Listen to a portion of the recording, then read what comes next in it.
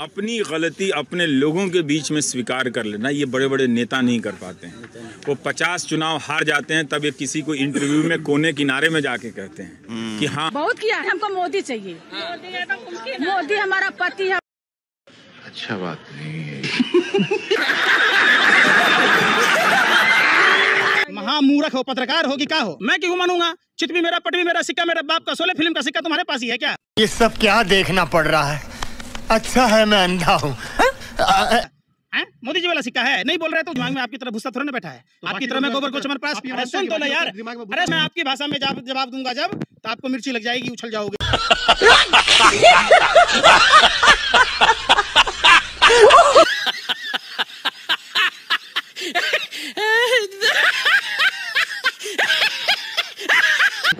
सवाल जुम करो।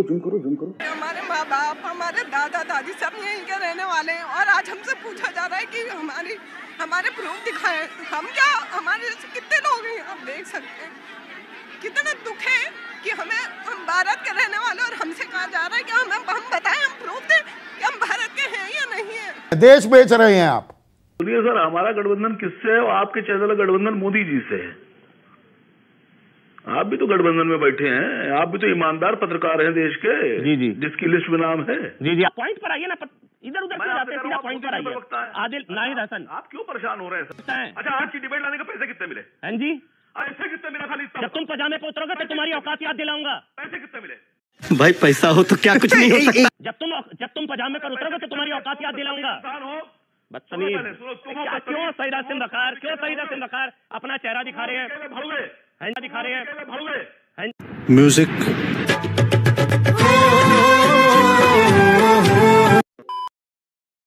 देश का दिल दिल्ली, राजधानी दिल्ली में जो हुआ, कंझावला में जो दरिंदगी हुई, वो रूह कपाने वाली है। आज दिन भर मीडिया ने आपको तस्वीरें दिखाई, किस तरह से एक लड़की, एक कामकाजी लड़की इवेंट मैनेजमेंट में थी, शादी ब्याह बर्थडे पार्टीज वगैरह ऑर्गेनाइज होती थी, वहां जाकर इंतजाम करके अपनी रोजी रोटी कमाती थी। वो अपनी स्कूटी पर आ रही थी, पीछे से 5 दरिंदे, वहशी जानवर एक गाड़ी में सवार टक्कर मारते हैं, और टक्कर मारने के बाद टायर के नीचे जहां वो लड़की फंस जाती है, गाड़ी चलती रहती है। पूरे दिन हमने आपको बताया 4 किलोमीटर तक ये गाड़ी जो मैं स्क्रीन पर दिखा रहा हूं, इस लड़की को घसीटती रही। शुरुआती खबर आती है, तफ्तीश में बहुत तेजी दिखा रही है दिल्ली पुलिस। संदीप जी, भला हो आपका, आपके चैनल का कि आपने प्रेशर डाला तो कुछ गति तो आई, लेकिन अब तक जितना था, मैं ये कहूंगा कि अच्छे बचाव के पक्ष के वकील की तरह कांटेक्ट था दिल्ली पुलिस का। सबसे पहले उन्होंने कहा पोस्टमार्टम हुआ नहीं कि एक्सीडेंट है। नंबर 2 ये कहा प्रमाण पत्र दे दिया, पोस्टमार्टम हुआ नहीं, बलात्कार नहीं हुआ है। तीसरे 20 बार दीपक दहिया ने पुलिस को फोन किया, अलग अलग जगहों पर। पुलिस के कान पे जू नहीं रेंगी, नहीं प्रतिक्रिया हुई, न आज तक किसी के खिलाफ कार्रवाई हुई। कि आपके पास अगर मैसेज आया तो आपने जरूरी नहीं समझा कि थाना अध्यक्ष कंट्रोल रूम की पीसीआर के वाहन को वहां गंतव्य में भेजें। इसके अलावा जो मृतका की मां है और परिवार है, वो बार बार कह रहे हैं कि बलात्कार हुआ है। के मनन साहब ये प्रकाश डालेंगे कि अगर वो कह रहे हैं कि बलात्कार हुआ तो बलात्कार को इनकॉर्पोरेट कीजिए, बाद में प्रमाणित नहीं होता है तो आप एक्सपंज कर सकते हैं, विलुप्त कर सकते हैं, लेकिन आप कम से कम पीड़िता की मां जो कह रही है उसको सीधे धारा 302 376 इनकॉर्पोरेट होनी चाहिए एफआईआर में। गलत कह रहा हूं क्या विक्रम सिंह? आरोपियों का मेडिकल एग्जामिनेशन घंटों नहीं हुआ, जिससे कि अगर शराब का सेवन किया हो तो वो भी मौका चूक जाए और शराब गायब हो जाए।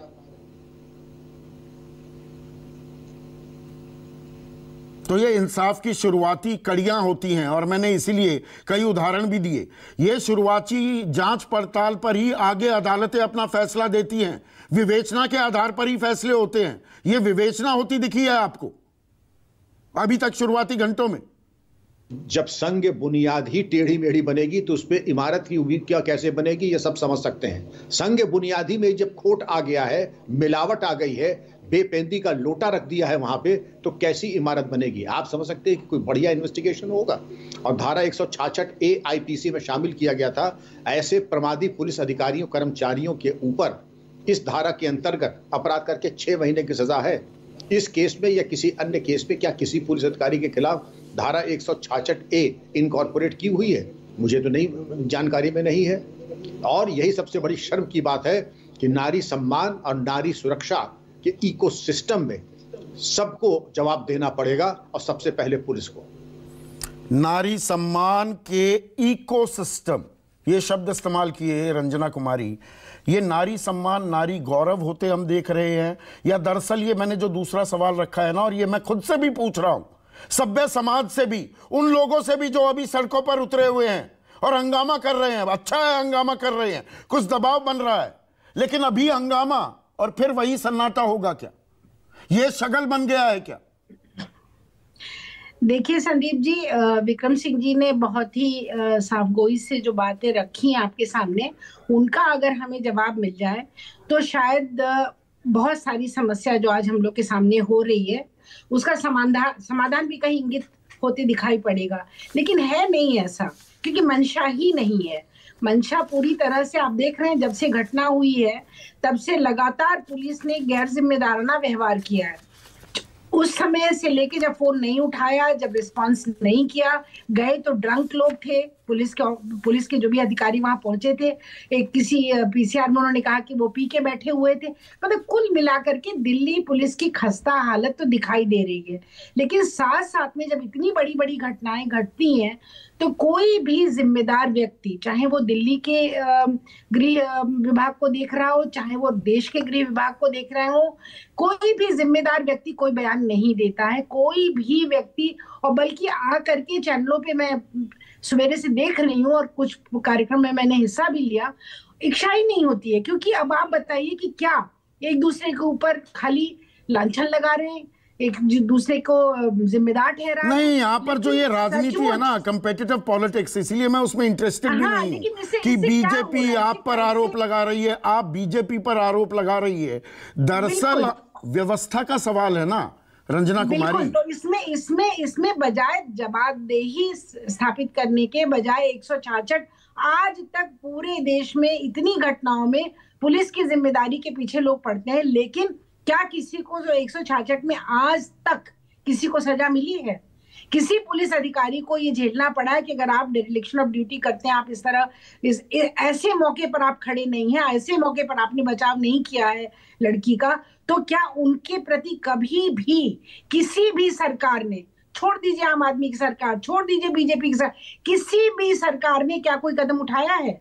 अगर नहीं उठाया है तो इसका मतलब ये है कि आप वोट लेने आते हो, आप हम लोगों से, सब लोगों को हाथ जोड़ के बूथ तक जाने के लिए बोलते हो। वोट एक किस तरह के सिस्टम में हम लोग नहीं, मैं इसीलिए ये चर्चा रंजना कुमारी, मैं एक मिनट, मैं ये चर्चा कंझावला तक सीमित नहीं रखना चाहता हूँ। कंझावला से ही लगता इलाका है छावला, इसलिए मैंने 2012 के उस मामले का जिक्र किया है। छोड़ दिया गया ना उन तीनों आरोपियों को, दोषियों को, जिन्हें दोषी करार दिया गया, ताउम्र सजा सुनाई गई जी, लैक ऑफ एविडेंस के लिए छोड़ दिया। ये शुरुआती पड़ताल यही होती है। छावला के बारे में लोगों को पता ही नहीं, वो ऐसी दरिंदगी सन्न कर दे दिमाग को। बिल्कुल जानबूझ के इस तरह से जांच हो रही है, क्योंकि इसमें भी कोई राजनीतिक परिवार का लड़का है जो उसमें शामिल है। वो कहते हैं बीजेपी का है, मुझे मालूम नहीं है, लेकिन मनोज मित्तल आम आदमी पार्टी आरोप लगा रही है। हाँ, तो बस यही बात है ना, आपस में एक दूसरे को आरोप प्रत्यारोप, और यही करते करते फिर अगली घटना का हम इंतजार करने लगते हैं कि कोई ऐसी विभत्स घटना हो अगली, उसमें किसी एक लड़की की जान जाए, उसके साथ सारी दरिंदगी हो। छावला में क्या हुआ था? आप जांच ही नहीं कर रहे हो, जब आपने पोस्टमार्टम के लिए आज सुना है कि पोस्टमार्टम हो रहा है। अब उसी तरह से उस समय आपने कोई भी पहले कोई जांच नहीं हुई, कह दिया कि नहीं ये तो दुर्घटना है। अब ये बताइए कौन विश्वास करेगा ऐसी पुलिसिंग पर, ऐसी पुलिस व्यवस्था पर कौन विश्वास करेगा? और इनमें से किसी भी अधिकारी से लेकर के जो वहां लोग मौजूद थे, किसी पर किसी भी तरह का कोई कानूनी कार्यवाही का कोई बनता ही नहीं, करते ही नहीं है। तो फिर ये राजनीति क्या? मतलब औरतों के जीवन पे आपने मजाक बना रखा। आप कहते हैं बड़ी देवी, ये वो आपने जो शुरू में परिचय दिया, तो ये कैसे लोग हैं? ये कैसा देश है? किस बात के लिए हम लोग इन लोगों को अपने ऊपर शासन के लिए चुन के भेजते हैं? किस लिए भेजते हैं? और अब तो ये प्रश्न उठाना जब ये सामने ये दरिंदगी सामने पेश आई, मन सिहर गया होगा। बिल्कुल। आपने तस्वीरें देखी हैं इस लड़की की? देखी हैं सुधीर जी, देखी हैं। और देखकर जो घबराहट, जो दर्द, जो रोंगटे मेरे खड़े हुए हैं, साथ ही मुझे लगता है आज सिर्फ हिंदुस्तान में नहीं पूरे विश्व में कोई भी देखेगा तो वो डरेगा, वो कांपेगा। एक बात आपने कही थी कि आज रात आप सो नहीं पाएंगे। ऐसा मेरे साथ तब हुआ था जब 2012 में निर्भया के साथ जो बर्बरता हुई थी। मैं रात भर सो ही नहीं पाई थी। मैं थोड़ी छोटी थी, नासमझ थी, मुझे लगता था कि ऐसा कहीं कल मेरे साथ ना हो जाए। लेकिन आज तो मैं बड़ी हूं, मुझे तब भी लग रहा है कि कल कहीं मेरे साथ ना हो जाए और आज रात शायद फिर मैं सो नहीं पाऊंगी। सुधीर जी, अकाउंटेबिलिटी पुलिस, मेरा नाम सुधीर नहीं, संदीप जी। हाँ। आज अकाउंटेबिलिटी पुलिस की है। यहां पर पुलिस की जवाबदेही है कि 31 की रात को जब इतनी पेट्रोलिंग होती है, जब इतनी पीसीआर होती है, जब इतनी बीट होती है, तो आज वो जवाब क्यों नहीं दे रहे कि वहां उस रात पर क्यों नहीं थे। और साथ ही जो विटनेसेस, देखिए विटनेस क्या कह रहे हैं क्या नहीं, मैं उस पर नहीं जाऊंगी क्योंकि अभी भी हमने देखा है लेटेस्ट बहुत डाइवर्सिफाइड है, बहुत सारे विटनेस जो अलग अलग बातें कर रहे हैं। तो इसमें समय लगेगा, जांच का विषय है। लेकिन जिस प्रकार तस्वीरें दिख रही हैं वहां दिख रहा है हैरेसमेंट हुई है। वहां दिख रहा है कि अगर कुछ नहीं तो जिस प्रकार घसीटा गया है, तो पुलिस को आज बताना चाहिए कि 13 किलोमीटर तक कैसे। आप तो 4 किलोमीटर दिन में बता रहे थे, पुलिस ने हमें बताया, पुलिस ने 12 बताया है। पुलिस नहीं बताया, 12.5-13 किलोमीटर थे। तो पुलिस ये जवाब दे रही है और उसकी जवाबदेही है। हम जो कह रहे हैं, जो आपने भी इस बात को रखा कि बहुत, मैं जानती हूं गुस्सा आप में भी है, हम में भी है, कि आज यहां पर लोग खड़े होकर जिस प्रकार का विरोध जता रहे हैं, उसके बाद ये कार्रवाई होगी। और एलजी ने खुद डायरेक्ट किया है कमिश्नर ऑफ पुलिस को दिल्ली में कि अगर कोई भी आपको लगता है कि किसी भी पुलिस ने, किसी भी ऑफिशियल ने, किसी भी एसएचओ ने या किसी भी कांस्टेबल ने या किसी भी इंस्पेक्टर ने इसमें लूपहोल छोड़ा है, तो जल्द से जल्द उनके भी खिलाफ कार्रवाई हो। ये मामला निगहत सिर्फ पुलिस तक का है, पुलिस या कार्रवाई तक का है, या दरअसल मामला और बड़ा है? हमें ये भी क्या परखने की जरूरत है कि इनके हौसले इतने बुलंद कैसे हो गए। दिल्ली में जब हर कोई जानता है, हर जगह सीसीटीवी कैमरा लगे हुए हैं, पीसीआर वैन्स होती हैं, तब भी वो इस दरिंदगी, इस हैवानियत को अंजाम देते हैं खुलेआम। तो क्या उन्हें लगता है कि नहीं व्यवस्था ऐसी हो गई? अब मैं इसमें एक अहम पहलू भी जोड़ूंगा, बिल्किस बानो का मामला भी मैं जोड़ूंगा। जब 11 जो अभियुक्त थे उनको सजा माफी दे दी जाती है, उनको फूल मालाओं के साथ उनका स्वागत करके संस्कारी बताया जाता है, तो क्या अपराधियों के हौसले भी बुलंद हो जाते हैं कि होगा क्या, कानून तो हमारा साथ दे देगा? देखिए, वो अपनी सजा काटने के बाद निकले और वो अभी मुझे लगता है वो ये विषय नहीं है, ना ही मैं उस कैपेसिटी में हूं कि मैं वहां गुजरात में क्या हो रहा है और वहां पे किसको छोड़ा गया, वो गुजरात के प्रवक्ता, मैं अभी दिल्ली की प्रवक्ता हूं, उसी मेरी वही कैपेसिटी है, मैं उसी में बात करना चाहूंगी। लेकिन जहां आपने एक अहम बात यहां आपने बोली कि क्या लोगों को लगता है कि बहुत ईजी, एग्जैक्टली माई पॉइंट। एक लड़की जो रात को काम करती है, जिसके घर में उसके पिताजी नहीं है, वो अपनी माता के इलाज के लिए काम करती है, उसकी छोटी बहन है, क्या यहां पर समाज को भी सोचना चाहिए कि अगर वो एक पार्टी में होस्ट है या वेलकम गर्ल है या वहां पर कोई और काम करती है, तो क्या उसका मतलब ये होता है कि वो लड़की अवेलेबल है? ये सोच हमें बदलने की जरूरत है। और अब मुझे ये लगता है जिस प्रकार कोर्ट की बात हो रही है कि कोर्ट को इतनी कड़ी से कड़ी सजा सुनानी चाहिए कि पूरे हिंदुस्तान में इसका बहुत बड़ा एग्जाम्पल सेट हो और रियलिटी चेक हो कि अगर कोई ऐसी बर्बरता करेगा तो उसके खिलाफ इतनी बड़ी और इतनी कड़ी कार्रवाई। बहुत अहम बात कही है, can't agree with you more Nikhat over here. और आपने सोच शब्द इस्तेमाल किया, तो सोच तो हमें यह भी बदलनी होगी कि श्रद्धा आफ्ताब का मामला आता है, उसमें लव जिहाद और हिंदू मुसलमान हो जाता है। तनुषी शिजान का मामला आता है, हिजाब पहनवाया गया जी, ये किया गया। दरिंदगी को हम भूल जाते हैं। मौत कैसे हुई, आत्महत्या के लिए कैसे मजबूर हुई, वो बातें भूलकर हम हिंदू मुसलमान भी तलाशने लगते हैं। देखिए संदीप, अब यहां पर मैं मनोज मित्तल का जो ये पोस्टर्स, और आपने वो तस्वीरें देखी होगी, लोग उसके पोस्टर्स, जिस बीजेपी के पोस्टर्स हैं उसने छपवाए हुए हैं, उसको, उसके चेहरे को चप्पल मारते हुए भी लोग दिख रहे हैं। मैं सीधा इसमें बीजेपी लेकर कूद जाऊं क्या? हम क्या प्री जज करने लगते हैं और दरिंदगी को भूलकर या तो राजनीति या मजहब को हावी कर देते हैं? देखिए संदीप जी, एक मजहबी, ये एक मुसलमान ही रेप नहीं कर रहा है, पहली बात। जितना एक हिंदू करता है उतना ही मुसलमान करता है। इसमें अगर हम धर्म जाति देख रहे हैं या फिर हम ये सोच रहे हैं कि नहीं यहाँ पर धर्म ज्यादा तो यहाँ बैठ जाते, यहाँ नहीं है तो यहाँ बैठ जाते, तो सबसे बड़े दरिंदे तो फिर हम होंगे। मैं आपके चैनल श्रद्धा के मामले में यही हुआ ना, ये अरे 35 टुकड़े किए, मुसलमान नहीं कर सकता। नहीं, ऐसा कुछ यहाँ ये 13 किलोमीटर खींच ले गए, अब मैं कहूँ ये 5 हिंदू हैं। ऐसा कुछ नहीं है। जो दरिंदे ने निर्भया के साथ बर्बरता करी थी वो कोई मुसलमान नहीं थे। उनका धर्म क्या था मुझे आज तक नहीं पता, मुझे बस ये पता है वो दरिंदे थे। ये 5 बीजेपी के हों, मुसलमान हो, हिंदू हो, सिख हो, ईसाई हो, इनके संपर्क किसी से भी हो, ये दरिंदे हैं। इन्होंने रेप करा है तो भी दरिंदे हैं, नहीं करा है तो भी दरिंदे हैं। क्योंकि 13 किलोमीटर तक लड़की को घसीटना, ऐसे घसीटना कि उसकी हड्डियां दिखने लगे, वो एक, सही आपने कहा, कंकाल बन जाए, उसके अंग, कपड़े तो छोड़िए, अंग उखड़ उखड़ कर फेंक जाए, उसकी टांग कहीं, उसका हाथ कहीं हो, तो ये बर्बरता अगर हो रही है तो कोर्ट को जल्द से जल्द, मैं तो आपके चैनल के माध्यम से सीबीआई जांच की इसमें मांग भी करती हूं और सुप्रीम कोर्ट से कहती हूं इसमें फास्ट ट्रैक कर जल्द से जल्द कड़ी से कड़ी कार्रवाई करे और खिलाफ इनके सजा हो, और सजाए मौत होनी चाहिए, इससे कम नहीं होना चाहिए। नहीं तो हिंदुस्तान में कल फिर ऐसा होगा। आज 10 साल हो गए निर्भया के बाद, हम फिर देख रहे हैं। लेकिन यहां पर जो लोग राजनीति कर रहे हैं, मेरा उनसे सवाल है कि आप राजनीतिक रोटियां क्यों सेक रहे हैं? मैं बैठी हूं, पार्टी के प्रवक्ता के तौर पर बैठी हूं और उनसे सवाल कर रही हूं। अभी आपने राजनीति का आरोप लगाया, सौरभ भारद्वाज, हुई दरिंदगी है और राजनीति हावी हो रही है।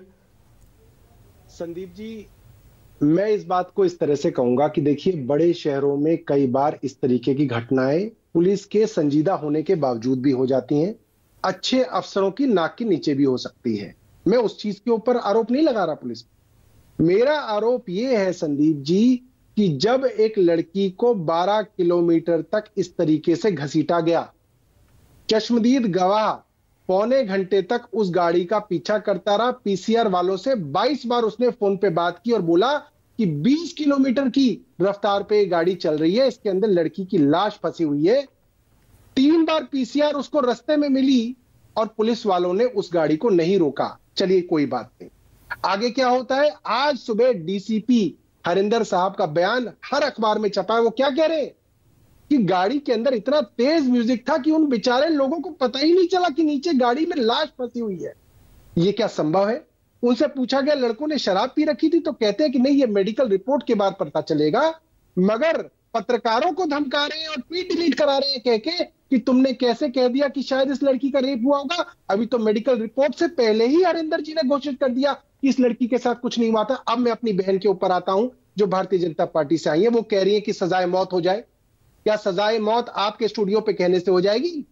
304A दफा के अंदर आपने मुकदमा दर्ज किया। वो क्या होता है? वो ये होता है संदीप जी, आप और मैं आराम से गाड़ी चला रहे हैं, कोई सामने आ गया और उसकी मृत्यु हो जाए, नेग्लिजेंस से डेथ होती है, 2 साल मैक्सिमम सजा है, थाने के अंदर उसकी जमानत हो जाती है। 304A में आपका डीसीपी मुकदमा दर्ज कर रहा है, आप टीवी पे आके बोल रहे हैं कि सजाए मौत की फांसी देंगे। कैसे देंगे? आप ये बताइए। जो कानून करेगा वो तब करेगा, जो कोर्ट करेगा वो तब करेगा। फास्ट ट्रैक होगा, स्लो ट्रैक होगा, क्या होगा? आप ये बताइए, आपने उस डीसीपी को अब तक बर्खास्त क्यों नहीं किया? आपने अब तक उस एसएचओ को बर्खास्त क्यों नहीं किया? पोस्टमार्टम रिपोर्ट आने दीजिए, जांच 1 मिनट निकट। देखिए यहाँ पर ऐसे नहीं है, आपको पूरा वक्त दिया। अभी संदीप जी ने एक बात कही यहाँ पर इस्तीफे की, किसी से इस्तीफा मांगा क्या?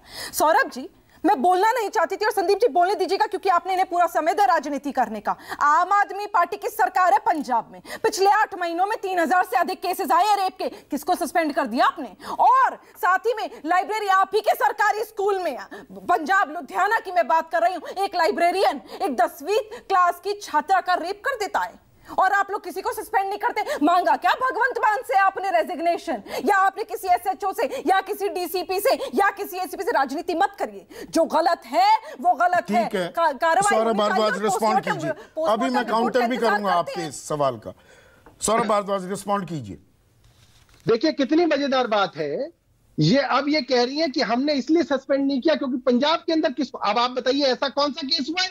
और पंजाब के अंदर तो हमने अपने डीजीपी को बदल दिया, पंजाब के अंदर तो अब तक दर्जनों पुलिस वालों को सस्पेंड किया गया है, इनको मालूम ही नहीं है कुछ। और अब देखिए सवाल क्या कर रहे हैं, जवाब क्या दे रहे हैं, ये बचाव कर रहे हैं उन डीसीपी का और उन एसएचओ का जिन्होंने इतनी घिनौनी घटिया हरकत होने के बाद उन आरोपियों को बचाने की कोशिश की। संदीप जी हमारा सवाल इस बात पे नहीं है कि क्या कमजोर हो जाता है। देखिए मैं सिर्फ यहाँ पर इस केस तक सीमित नहीं हूँ, पंजाबला की साथ साथ छावला की भी बात कर रहा हूँ, घंटे बाद तक मैं बिल्किसबानों की भी बात कर रहा हूँ। सिस्टम ऐसा बन गया है क्या?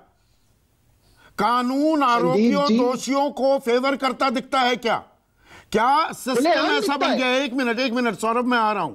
के मनन, व्यवस्था ऐसी हो गई है क्या कि वो आरोपी स्ट्रोक दोषियों का पक्ष लेता दिखता है?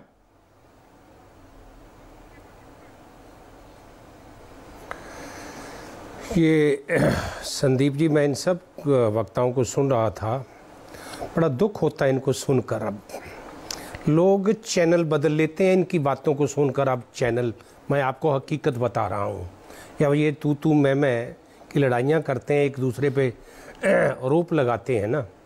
चलिए मैं ओवरलुक कर रहा हूँ इस चीज़ को, लेकिन मैं इनसे रिक्वेस्ट ही कर सकता हूँ हाथ जोड़कर कि अपने गिरेबान में पहले झांको, दूसरे की छाती पे हाथ तब मारो, जाके उसके थप्पड़ तब मारो। एनीवे, मैं इसी केस पे आ रहा हूँ। ये इन्वेस्टिगेटिंग एजेंसी इन्वेस्टिगेशन ठीक नहीं कर रही है। आपको याद है बीडब्ल्यू का केस, BMW का? अगर याद है कौन सी दफ़ा में सज़ा हुई थी उन केस में? ये केस एक ऐसा केस है, अगर टक्कर लगती, बच्ची इधर को गिर जाती, स्कूटी उधर को गिर जाती, उठा के हॉस्पिटल ले जाते, या चलो भाग भी जाते, कहीं हिट एंड रन का भी केस होता तो भी 304A बनती थी। लेकिन अगर जैसे आप बता रहे हो 12 किलोमीटर, लेकिन 12 किलोमीटर मेरे भी गले नहीं उतर रही है, क्योंकि कोई भी गाड़ी चल नहीं सकती अगर लाश या कोई भी चीज़ किसी व्हील में गाड़ी के फंसी हो, वो इतनी दूर नहीं जा सकती। चलो चली गई इसमें, तो जो अंदर गाड़ी के लोग बैठे हैं उनको कोई महसूस नहीं हो रहा, बच्ची चीखे नहीं मार रही होगी। और मैंने जो पता किया है, हड्डियों का चूरा हो गया और शरीर में खून की एक बूंद नहीं रही। ये बहशियत देखो इन लोगों की। अगर ये 304A की बात कर रहे हैं, एक मेरे दोस्त कह रहे थे, ये बिल्कुल सही कह रहे थे, अगर 304A है, बेलेबल ऑफेंस है, मैक्सिमम 2 ईयर सेंटेंस है। मैंने ना जाने एक चैनल पर नहीं, कितने चैनल्स पे, कितने सेमिनार्स में, और मैं जा रहा हूँ एक और जिसमें मैं रिक्वेस्ट करने जा रहा हूँ होम मिनिस्टर भारत सरकार के कि IPC, CRPC, CPC, evidence act, drastic changes की ज़रूरत है। 304A उस समय बनी थी जिस समय अंग्रेज़ों के पास ही गाड़ी होती थी, इसलिए उन्होंने अपने लिए 2 साल रखी थी। अब डे बाई डे एक्सीडेंट नहीं हो रहे हैं। आप देखेंगे इस केस में सही इन्वेस्टिगेशन अगर हो गई, ये 302 का केस है, ये 304A का केस नहीं है। नहीं, यहीं से शुरुआत यहीं से होती है क्या के मनन साहब? नहीं कर पाई। एक मिनट सुनिए ना मनन भाई, आपका असीम तजर्बा है। मैं यहां पर छावला केस को भी लेकर आना चाहूंगा। आपको भी मैंने न्योता दिया था जब उन तीनों दोषियों को बरी कर दिया था सुप्रीम कोर्ट ने, यह कहते हुए जी 49 चश्मदीद थे, 10 का क्रॉस एग्जामिनेशन नहीं हुआ, TI परेड नहीं हुई, ये नहीं हुआ, वो नहीं हुआ। Delhi high court rarest of the rare मानकर उनको ताउम्र सजा सुनाती है। ये ऊपर तक जाते जाते शुरुआती लापरवाही संजीवनी साबित होती है क्या इन दरिंदों के लिए?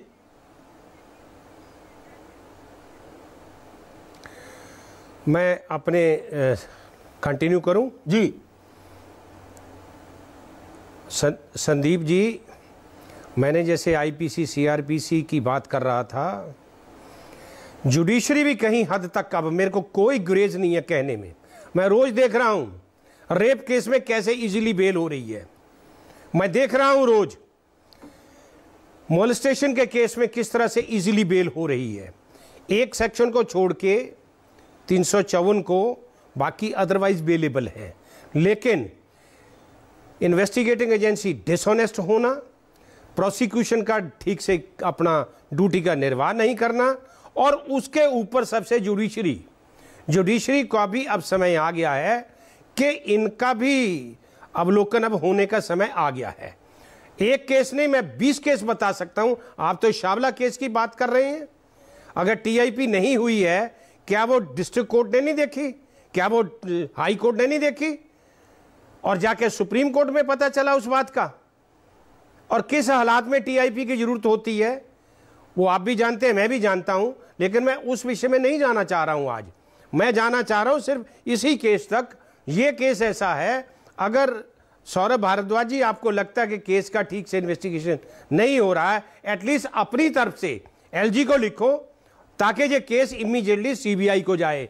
अगर 4 महीने बाद सीबीआई को केस गया तो इन्वेस्टिगेशन के लिए बचना ही कुछ नहीं, तब तक सारे तथ्य मिट जाएंगे। अगर राजनीति करने के बजाय देखिए ये सलाह दी जा रही है, सौरभ भारद्वाज के मनन भी ये सलाह दे रहे हैं, राजनीति करने के बजाय एकजुट होने की जरूरत है।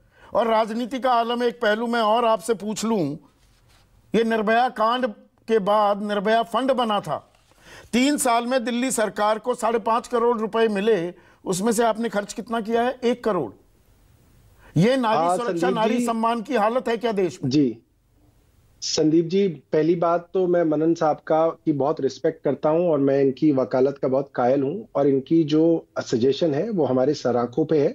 कल हमने कमिश्नर साहब के यहाँ भी टाइम मांगा है और एमएचए के अंदर भी टाइम मांगा है, और हम हर वो कोशिश करेंगे कि इन्वेस्टिगेशन सही हो। और मनन साहब ने जैसा कहा वो बिल्कुल ठीक, और संदीप जी आपने भी ठीक कहा, अगर शुरुआती इन्वेस्टिगेशन के अंदर पुलिस लूपहोल कर देगी तो प्रोसिक्यूशन के लूपहोल माने जाएंगे, और कल को उसका नुकसान विक्टिम और विक्टिम के परिवार को ही होगा, प्रोसिक्यूशन का कुछ नहीं जाएगा। और मैं इस बात से भी सहमत हूं कि निर्भया के फंड को जब खर्च करने का प्रपोजल सेंट्रल गवर्नमेंट को दिया, हमने कहा डीटीसी के अंदर जो है इमरजेंसी बटन्स लगाने के लिए कर लें, डीटीसी बसेस के अंदर सीसीटीवी लगाने के लिए कर लें। उन्होंने हर बार जो है उसके अंदर कोई नुक्ताचीनी करके जो है हमारा प्रपोजल रिजेक्ट किया। मैं इसीलिए कह रहा हूं, देखिए राजनीतिक आरोप प्रत्यारोप की बात नहीं है, विंग कमांडर अनुमा आचार्य है। सवाल ये है कि अपने गिरेबान में हमें झांकना होगा ना। बड़ी बड़ी बातें करते हैं, मोमबत्ती मार्च निकाल देते हैं, महिलाओं के सम्मान की बात करते हैं। उत्तर प्रदेश 58 करोड़ रुपए मिले 3 साल में, 3 करोड़ खर्च हुए। राजस्थान आपकी सरकार है, 16 करोड़ मिले, 3 करोड़ खर्च हुए। महाराष्ट्र में पिछले 3 साल का आंकड़ा बता रहा हूं, 17 करोड़ मिले, 2 करोड़ खर्च हुए। 6 महीने पहले तो आप ही की सरकार थी ना वहां पर। हालत यह है, यह हमारी प्राथमिकता है, हमारी नारी, हमारे बेटर हाफ, हम जिसे देवी कहते हैं, यह हमारी प्राथमिकता है उनको लेकर।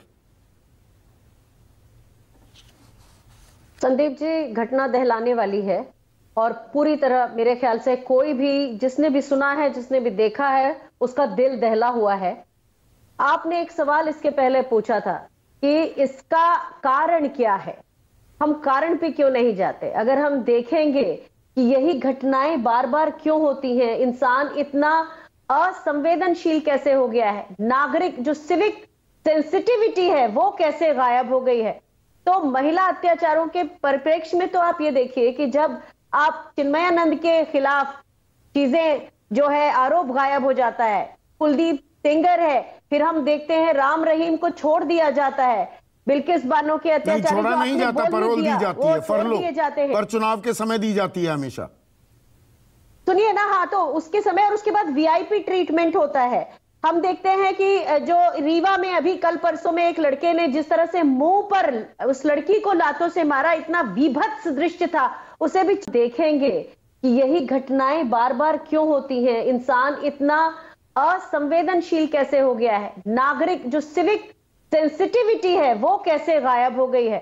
तो महिला अत्याचारों के परिप्रेक्ष्य में तो आप ये देखिए कि जब आप चिन्मयानंद के खिलाफ चीजें जो है आरोप गायब हो जाता है, कुलदीप सेंगर है, फिर हम देखते हैं राम रहीम को छोड़ दिया जाता है, बिल्किस बानो के अत्याचारी छोड़ा नहीं जाता, परवल दी जाती है, फरलो दिए जाते हैं, पर चुनाव के समय दी जाती है हमेशा।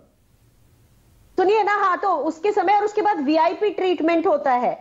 हम देखते हैं कि जो रीवा में अभी कल परसों में एक लड़के ने जिस तरह से मुंह पर उस लड़की को लातों से मारा, इतना बीभत्स दृश्य था, उसे भी चेतावनी देके छोड़ दिया जाता है। और ये सब क्यों हो रहा है? ये सब क्यों बार बार हो रहा है? क्यों डरता नहीं है अपराधी इन सब चीजों से? एक बात तो ये है कि पहले हमारे देश में, और अभी भी वैसा ही हो रहा है, लेकिन बीच में सुधरा था ये कि हम कोई भी दुर्दांत घटना होने के बाद अपना कानून बनाते, और वो कानून आप देखिए, जैसे निर्भया हुआ तभी ये एग्रीवेटेड सेक्सुअल हरासमेंट वाला जो पॉइंट है वो आया। लेकिन पहले जब विशाखा गाइडलाइन थी, उसके बाद 2013 में हमने देखा कि sexual harassment of women at workplace act ये बना। उस समय कोई घटना नहीं हुई थी, ये केवल as a proactive, as a preemptive बनाया गया। तो जब तक हम प्रीएम्प्टिव बनाने की तरफ नहीं जाएंगे, केवल लाल किले की प्राचीर से भाषण देना काफी नहीं है, हमको अलग अलग तरीके के महिलाओं के प्रति होने वाले अपराधों के प्रति जो हमें अपनी धारा और कानून है उन्हें मजबूत करना होगा, सख्त करना पड़ेगा। नहीं तो हम इसी तरह से बहस करते रहेंगे कि पैसे क्यों खर्च नहीं हुए। पहले उसके कारण पर जाइए, और सरकार को, अभी जो भी सरकार है, महिलाओं के प्रति संवेदनशील होना पड़ेगा और पहले से ही वो कानून बनाने पड़ेंगे। पीछे से कानून बनाना यानी कि डील करना होता है। की भी मैं बात करूं, अब मैं गैर राजनीतिक सवाल पूछ रहा हूं wing commander Hanuma Acharya, you are a proud soldier also. समाज की संवेदनाएं भी कभी कभी जगती हैं और उसके बाद रजाई में फिर दुबक जाएगा 2 दिन बाद। समाज भी अब उसे फर्क नहीं पड़ता, घंटे 2 घंटे के लिए हाथ से हटता है, फिर सो जाता है। संदीप जी देखिए, मैं जिस आर्म फोर्सेस से आती हूं उसका एक चलन आपको बताती हूं। अगर एक महिला अधिकारी ने कभी भी कोई आरोप लगाया है तो कोर्ट मार्शल के द्वारा उस जिस पर आरोप लगता है उसे सीधे सीधे निकाल दिया जाता है। तो कोई भी अपनी पेंशन के साथ ये काम नहीं करना चाहेगा कि उसको नौकरी से निकाल दिया जाए। इसलिए वहां पर हमारी आर्म फोर्सेस में भी वही लोग, तो वही आदमी तो वही होते हैं, लेकिन जिस तरह का वहां डेटरेंस है ना, वो अगर देश अपना ले तो फिर वो चीजें सुधर सकती हैं। समाज सो जाएगा। आप सही कह रहे हैं, समाज की तो आजकल समाज के अंदर नफरत, असंवेदनशीलता इस तरह बढ़ी है कि पहले दिन आरआईपी करते हैं, दूसरे दिन फिर हंसी ठट्ठा शुरू हो जाता है। तो इसकी तो आप बात ही क्या कर रहे हैं। पर मैं बता रही हूं कि मेरी आर्म फोर्सेस में महिलाओं के साथ कभी भी किसी तरह का अगर असभ्यता होती है तो उसका तुरंत की तुरंत एक्शन लिया जाता है, और हमारे देश को वहां से सीखना चाहिए, और ये बहुत जरूरी है इस समय। डेटरेंस की जरूरत है क्या निकट? और यहाँ पर 2-3 उदाहरण दिए, चिन्मयानंद हो, कुलदीप सेंगर, गुरमीत राम रहीम महाराज आजकल आपको वोट दिलाते भी घूमते हैं फरलों पर जब वो आते हैं। संदीप सिंह एक ताज़ा मामला है, हरियाणा के स्पोर्ट्स मंत्री, स्पोर्ट्स मंत्रालय से इस्तीफा दिया, दूसरा मंत्रालय अभी रखा हुआ है, और एक महिला कोच ने उत्पीड़न का केस दर्ज कराया है, एफआईआर दर्ज हो गई है, पर राजनीतिक शय भी मिलती है क्या इनको, आरोपियों को, कि हौसले बुलंद हो जाते हैं? नहीं, ऐसा नहीं है। ये कहना एकदम गलत होगा कि भारतीय जनता पार्टी ये इस तरह की राजनीति जो हो रही है कि भाजपा सपोर्ट करती है। और जैसे आपने कहा कि बिल्कुल एफआईआर दर्ज हुई है ना, वही मैं कह रही हूँ, एफआईआर दर्ज हुई है ना, अब कोर्ट में है ना केस, तो उसका तो इंतजार करना पड़ेगा ना। नहीं, आपने पंजाब का सवाल पूछा था कितनों से इस्तीफा लिया, वहां इस्तीफा नहीं लिया गया। बिल्किस बानो वाले मामले में जयमाला के साथ स्वागत किया आपके विधायकों ने। संदीप जी देखिए, मैं जिस कैपेसिटी में हूं उसमें जरूर बात करूंगी, और आज मैं राजनीति करने के मूड में हुई नहीं क्योंकि कोई महिला नहीं हुई। लेकिन अगर सौरभ भारद्वाज जी इस तरह की बातें करेंगे कि इस्तीफा लिया और ये करा, तो पहले आप अपने गिरबान में झांक कर देखिए। ये सवाल मैं उनसे रखूंगी, मैं करना नहीं चाहती थी, उन्होंने मुझे मजबूर करा, क्योंकि यहां बात न्याय की है, यहां बात एक लड़की की है जो आज जिंदा ही नहीं है। उसकी लाश पर रोटियां अगर कोई सेकेगा तो मेरा भी फर्ज बनता है कि मैं इन लोगों से। ठीक है, हम राजनीतिक पहलू में हम जाएंगे ही नहीं, हम यहाँ राजनीतिक तू मैं नहीं करना चाहते हैं। विक्रम सिंह से मैं एक सवाल पूछना चाह रहा था, लेकिन विक्रम सिंह अभी हमारे साथ नहीं जुड़े हुए हैं, तो के मनन सवाल आपसे है। मैं आप ही से जो चर्चा कर रहा था उसे आगे बढ़ाना चाह रहा था विक्रम सिंह के साथ। आपने जो ये शुरुआती जांच के अंदर जो फर्क आ जाता है, देखिए यहां पर जांच धाराओं की आपने बात की, 304A लगा दीजिए। मामले ऐसे भी होते हैं, हमने उत्तर प्रदेश में देखा, हाथरस बलात्कार कांड जो था, वहां पर ADG law and order Prashant Kumar ने कह दिया था बलात्कार हुआ ही नहीं। यहां आप डीसीपी हरेंद्र सिंह की बात कर रहे हैं। तो यहां जब तक जांच मुकम्मल नहीं हुई, पोस्टमार्टम रिपोर्ट आई नहीं, मैं बहुत सारी टिप्पणियां अपनी रिजर्व कर रहा हूं जब तक ये फैक्ट्स नहीं सामने आ जाएंगे। मैं सिर्फ कयासों के आधार पर कोई सवाल भी नहीं पूछता हूं। तो पुलिस को ये बयान जारी करने की क्या नौबत आ जाती है, क्या जरूरत पड़ जाती है?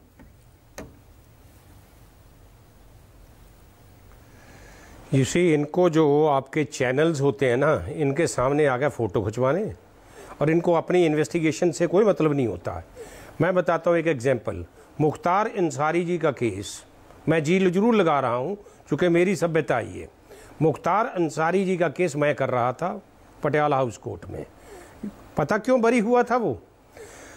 केस प्रॉपर्टी सील होने के बाद प्रेस कॉन्फ्रेंस दी, देन सीपी ने बुलाई और उस समय केस प्रॉपर्टी खोल कर दिखा दी। एक ही पॉइंट पर वो केस बरी हो गया था। स्ट्रिक्चर पास हुए सुप्रीम कोर्ट से, लेकिन कोई फायदा नहीं है इन चीज़ों का।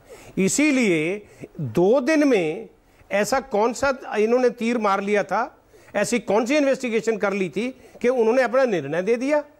निर्णय का काम तो इतनी जल्दबाजी क्यों? उनका कोई विक्रम काम सिंह नहीं। जुड़ गए हैं। विक्रम सिंह, ये जल्दबाजी में क्यों रहते हैं पुलिस अधिकारी? जो बात मनन साहब कह रहे हैं, डीसीपी हरिंदर कह रहे हैं कि नहीं ये तो दुर्घटना थी, अरे वो तो गाड़ी में गाना बहुत तेज चल रहा था। शराब पीने का सवाल पूछते हैं, जी वो रिपोर्ट बताएगी। यही उत्तर प्रदेश में हाथरस कांड में ADG law and order Prashant Kumar ने किया था, यही किया था जी हाँ। कि रेप तो हुआ ही नहीं। अरे जांच की नहीं, आपको कैसे पता लग गया? ये इतनी जल्दबाजी में पुलिस क्यों रहती है? संदीप जी, आदरणीय विद्वान के मनन साहब ने जो बात कही है उनसे मैं अक्षरशः सहमत हूं। और पुलिस के लिए या किसी भी राजकीय सेवक के लिए यह अनुचित है किसी भी मीडिया प्लेटफॉर्म पे आकर के वक्तव्य दे।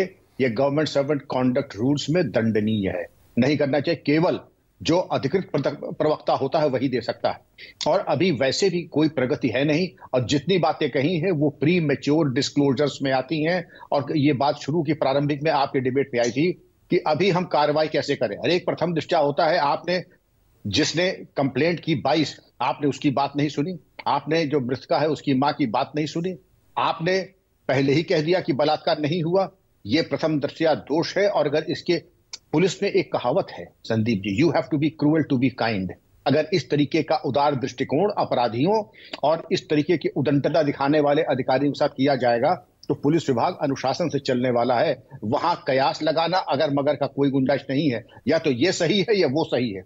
और इसमें स्टेज में यही होता है कि आपने देखा होगा कि धारा 166A आईपीसी का कोई मुकदमा कायम नहीं हुआ। इनके ऊपर आईपीसी लगाने में क्या रॉकेट साइंस थी? वो भी नहीं लगा। किसी दोषी पुलिसकर्मी पर दंडित नहीं किया। तो ठीक है, फिर अपने आप नैसर्गिक न्याय होते हुए तो उसके अंतर्गत कुछ हो जाए तो हो जाए, वरना तो मतलब जिस तरीके कुल जमा खर्च ये होगा, थोड़े दिन हंगामा होगा, हम भी शांत हो जाएंगे, मामला ठंडे बस्ते में चला जाएगा और वही लीपा पोती होती दिखाई देगी 20-20 सेकंड में। सौरभ भारद्वाज, विंग कमांडर अनुमा और निखत, आपका एक कंक्लूडिंग कमेंट चाहूंगा मैं। दरअसल आपसे एक प्रॉमिस चाहूंगा कि ऐसे मामले, ऐसे संवेदनशील मामले, ऐसी नृशंस कांड, दरिंदगी, हैवानियत की पराकाष्ठा में राजनीति नहीं करेंगे। इंसाफ के लिए एक सामूहिक लड़ाई की बात करेंगे। सौरभ भारद्वाज, क्या ये भरोसा, ये वादा कर सकते हैं? संदीप जी, मैं तो इस बात से परेशान हूं कि हम लोग अपनी बहन बेटियों को काम करने कैसे भेजें। आप सोचिए, वो लड़की कामकाजी लड़की थी, अपने काम से लौट रही थी। अगर उसके साथ ऐसी चीज हो जाए और पुलिस न्याय कराने की जगह उन आरोपियों के साथ मिल जाए, मैं क्या भरोसा रखूं पुलिस का? और मैं क्या कहूं कि मैं किस कानून को बनाने के लिए विधानसभा में जाता हूं? राजनीतिक एकजुटता तो हो, दबाव का काम होता है। विंग कमांडर अनुमा आचार्य, राजनीतिक दबाव भी, जनता का दबाव तो काम कर रहा है। आपके सुर अलग क्यों हो जाते हैं? मेरा सवाल ये है। इन मामलों में तो देखिए संदीप जी, ये हमारी बात सुन पा रहे हैं, हमारी ही देश की है ना, हमारी ही माँ बहनें हैं ना। आपको मैं याद दिलाना चाहती हूं किस तरह से निर्भय के समय में कांग्रेस की सरकार, जो यूपीए की सरकार थी, किस तरह से उसे डील किया था। याद करिएगा, मैं कुछ नहीं बोल रही हूं। तो उस तरह के उदाहरण दीजिए।